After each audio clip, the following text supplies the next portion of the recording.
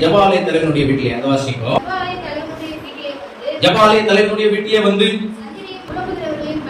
அழுது புலம்புகிறவர்களைக் கண்டு உள்ளே பிரவேசித்து சந்தடி பண்ணி அழுகிறது என்ன? பிள்ளை மரிக்கவில்லை, நித்திரையாய் இருக்கிறார் என்றார். And Jesus saw a commotion, people weeping and wailing loudly, and when he had entered, he said to them, Why are you making a commotion and weeping? The child is not dead but sleeping. And they laughed at him, but he put them all outside and took the child's father and mother and those who were with him, and went in where the child was. Taking her by the hand, he said to her, Talitha cumi, which means, little girl, I say to rise. இங்கே என்ன நடக்கிறது? இயேசு அந்த வீட்டுக்குள்ள வருகிறார். வீட்டுக்குள்ள வந்தோடனே ஒரு மரண வீட்டுல என்ன நடக்கும்? எல்லாரும் உட்கார்ந்து அழுது கொண்டிருக்கிறார்கள், புலம்பிக் கொண்டிருக்கிறார்கள். ஒரு வாலிப மகள் மரித்து போனால் அந்த வீட்டுல இவ்வளவு வேதனையோடு எல்லாரும் அழுது புலம்பிக் கொண்டிருக்கிறாங்க, முட்டி மோதி கொண்டு புலம்பி அழுது கொண்டிருக்கிறாங்க. அதுல ஒரு வார்த்தை தமிழ்ல போட்டிருக்கிறது, சந்தடி பண்ணி கொண்டிருந்தார்களாம். அந்த அளவுக்கு வேதனையோடு கூட தன்னால் அழுவு கூட பலம் இல்லாதபடி தாவீதுடைய கூட்டத்தார் அழுகிறது போல இங்கே அழுது கொண்டிருக்கிறதை பார்க்கிறோம். இயேசு அந்த வீட்டுல வந்த உடனே அவர் சொன்னாரு, நீங்க எல்லாம் பயப்படாதீங்க, நீங்க சந்தடி பண்ணுகிறது என்ன என்று கேட்டார். அன்பு தேவனுடைய பிள்ளைகளே, இங்கே மூன்றாவதாக பாயிண்ட் ஆண்டவர் என்ன சொல்ல விரும்புகிறார் என்று சொன்னால், அவன் தாங்க முடியவில்லையே என்கிற நிலைமை நமக்கு இருந்தாலும் அந்த நிலைமையிலிருந்து நமக்கு அற்புதம் செய்ய வல்லவராயிருக்கிறார். ஒரு குழந்தை மரித்து போனால் உண்மையாகவே அந்த வீட்டில் உள்ள ஜனங்களுக்கு தாங்க முடியாத வேதனை இருக்கும், தாங்க முடியாத வேதனை இருக்கும். அந்த வேதனையிலும் ஆண்டவர் அற்புதம் செய்வார். இல்லையா? இன்றைக்கும் நம்முடைய வாழ்க்கையிலும் கூட அநேக காரியங்களை குறித்து எனக்கு தாங்க முடியவில்லையே என்கிற ஒரு வேதனை நமக்கு உண்டு. அப்படிப்பட்ட வேதனைகளை இப்ப கேட்டா ஒவ்வொருத்தரும் ஒவ்வொரு வேதனையை சொல்லலாம், எனக்கு தாங்க முடியவில்லையே என்று சொல்லி. அப்படிப்பட்ட சூழ்நிலையிலும் தேவன் மேல் நம்பிக்கையா இருக்கும் பொழுது கர்த்தர் சுகப்படுத்துவார். இல்லையா? தொடர்ந்து அடுத்த வசனத்தை வாசிப்போம். உள்ளே பிரவேசித்து நீங்கள் சந்தடி பண்ணி அழுகிறது என்ன?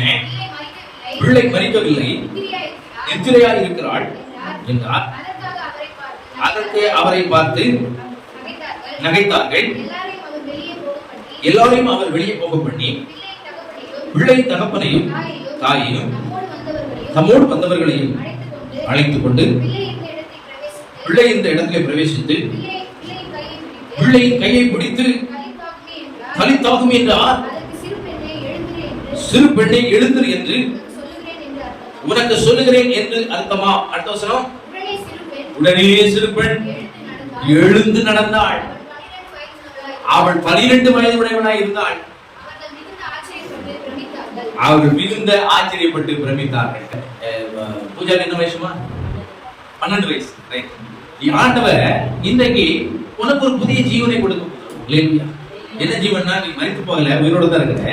ஆனா ஆவிக்குரிய காரியங்கள்ல இன்னும் நீ உயிரோடு மறுபடியும் பிறக்கவில்லை, மறுபடியும் ரட்சிப்புள்ள வரவில்லை.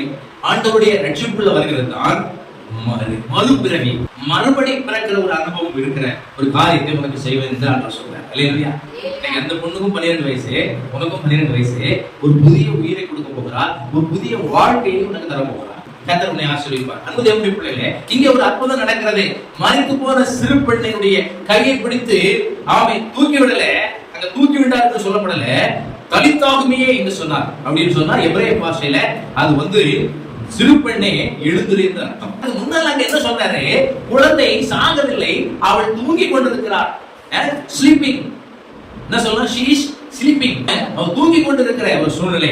இன்றைக்கு கூட அவன் சொல்றோம், அஜித் அங்கித் ஸ்வீட்ல எல்லாரும் என்ன பண்ணிருக்காங்க? இப்போ தூங்கிட்டு தான் இருக்கிறாங்க. அதுல தூங்கி கொண்டிருக்கிறவர்கள் எல்லாம் இயேசு தட்டி எழுப்ப போகிறார். இல்லையா? அடுத்த வாரம் ஞாயிற்றுக்கிழமைல இருந்து கரெக்டா 9 மணிக்காக 4 பேரும் உட்கார்ந்துருங்க. உங்க வாழ்க்கையில பெரிய பிளஸிங் கிடைக்கும். இல்லையா? சரியா? தூங்கி கொண்டிருக்கிறாள். அப்படி சொன்ன உடனே இயேசு சொன்ன உடனே அங்க இருக்க ஜனங்கள்லாம் நகைத்தார்கள் என்று போடப்பட்டிருக்கு, சிரிச்சாங்களாம். அது வரைக்கும் அழுது புலம்பிட்டு இருந்தவங்க, இவரு என்ன ஜோக் அடிக்கிறாரு, அந்த குழந்தை மரித்து போய்விட்டது, அவ்வளவுதான், நாங்க அந்த குழந்தையை அடக்கம் பண்ணுவதற்கு எல்லா காரியங்களையும் ரெடி பண்ணிட்டோம், வேற பள்ளம் எடுத்தாச்சு, வெட்டி வாங்கியாச்சு, எல்லாம் பண்ணியாச்சு, இப்ப போய் இந்த குழந்தை தூங்கிட்டு இருக்கான்னு சொல்றாங்களே சொல்லி எல்லாரும் நகைத்தார்களாம், இயேசுவை கேலி செய்தார்களாம். காரணம் என்ன? இயேசுவை குறித்து அறியாதவர்கள். இயேசுவை குறித்து அறிந்தவர்கள் அப்படி சொல்ல மாட்டாங்க.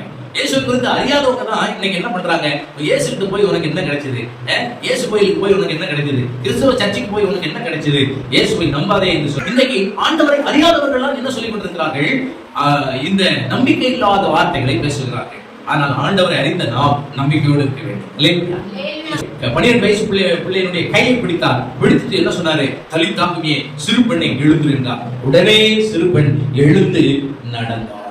சிறு பெண், மரித்து போன சிறு பெண் எழுந்து நடந்தாள். இந்த காரியத்தை செய்வது உண்மையாகவே நம்முடைய ஆண்டவராகிய இயேசு கிறிஸ்து மட்டும்தான் செய்வார். தாங்க முடியாத நிலைமையிலே, எல்லாம் முடிந்து போன நிலைமையிலே நம்முடைய வாழ்க்கை இருக்கலாம். ஆனால் ஆண்டவர் இன்றைக்கு சொல்லுகிறார், இந்த சிறு பெண்ணை உயிரோடு கூட எழுப்பின தேவன் நம்முடைய வாழ்க்கையிலும் எல்லாவற்றையும் புதிதாக்குவார். இந்த நாளிலே கர்த்தர் கொடுத்த வார்த்தைகளை அவருக்கு நாம் நன்றி செலுத்தி எல்லாரும் அப்படியே நாம் எழுந்து நிற்போமா? அல்லேலூயா, அல்லேலூயா, அல்லேலூயா, அல்லேலூயா. எல்லாரும் வாய்களை திறந்து ஆண்டவரே உமக்கு நன்றி செலுத்துகிறோம். எங்களுடைய வாழ்க்கையிலே தாமதமானாலும் அற்புதம் செய்வீர், தாண்டி போனாலும் அற்புதம் செய்வீர். ஆமே, ஸ்தோத்திரம், ஸ்தோத்திரம். எல்லாம் முடிந்து போற நிலைமையில் இருந்தாலும் கர்த்தர் அற்புதம் செய்வீர். தாங்க முடியவில்லையே என்கிற நிலைமையில் இருந்தாலும் கர்த்தர் எங்களுக்கு அற்புதம் செய்வீர்.